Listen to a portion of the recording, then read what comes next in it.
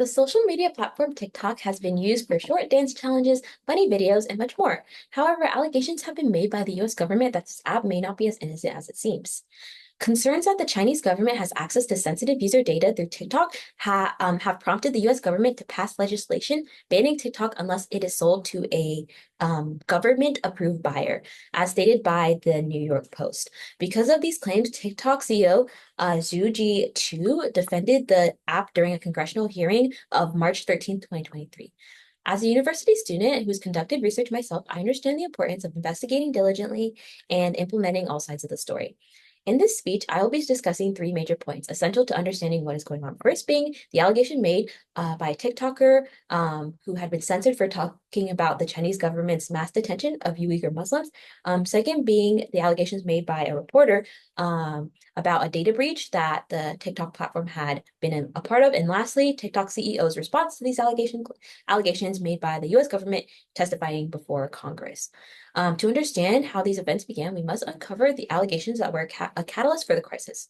The first allegation that TikTok was deleting posts that were perceived as damaging to the Chinese government. So in 2019, a TikToker with the user Rosa Aziz had her account suspended for uploading a video criticizing the Chinese government's mass detention of Uyghur Muslim people. A ByteDance spokesman claimed that Aziz's account was suspended for other reasons, and then later claimed that there was a moderation error and offered Aziz an apology. So this is according to the source Britannica. Instances like these lead to questions about ByteDance connection to the Chinese government. So as the United States government, for the United States government, there was a different circumstance that arose that led to the companies being questioned. So in 2022, a Forbes reporter named Emily White accused ByteDance of spying on her after she wrote a critical article about TikTok.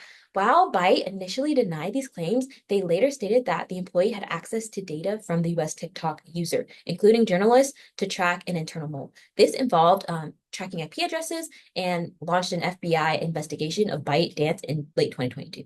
Because of multiple claims like these, national security worries from the collection of user data circulated, leading to the US government banning the app from all government issued devices. So legislation was then introduced that would lead to a national ban of the platform altogether. And this is according to CNN Business. These national security concerns led to TikTok CEO's testimony before the Congress. The allegations raised by the United States government and legislation proposed a ban of TikTok.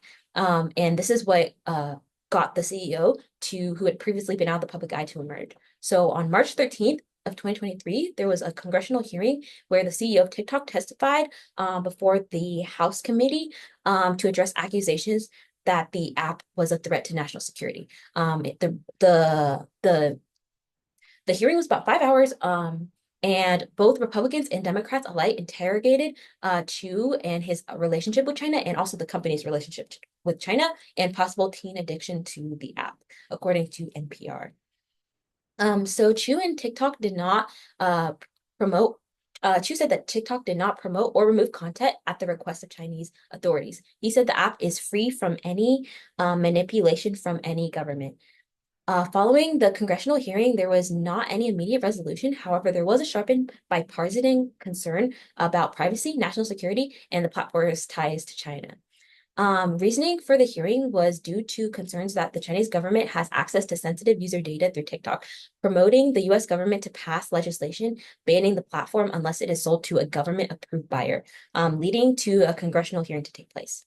So to reiterate what was discussed, I discussed that firstly, an allegation was made by a TikToker discussing censoring of the Chinese government's mass detention of Uyghur Muslim, and that had gained traction. Secondly, was how allegations made by a reporter caused concerns about a data breach on the TikTok platform. And lastly, the CEO's response to the claims made by the US government in front of Congress. As of today, the ban is set to take place January 25th of 2025. The ban is only in effect if the US government cannot find a stateside user to take over the platform. Obviously, both parties do not want to lose business, and so time will tell what the outcome of the situation will be. Thank you.